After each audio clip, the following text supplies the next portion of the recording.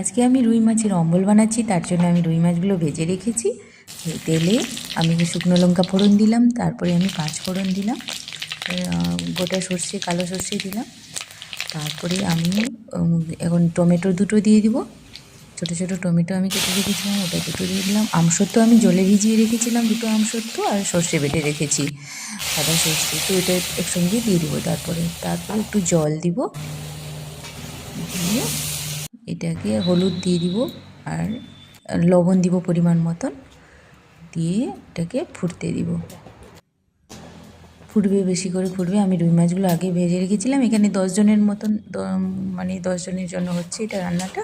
গ্রামের বাড়িতে এখানে কাঠের উনুনে রান্না করা হয়। তারপরে আমি ভাজা মাছগুলো দিয়ে দিব। বেশ 10 মিনিট মতন এটা ফুটবে।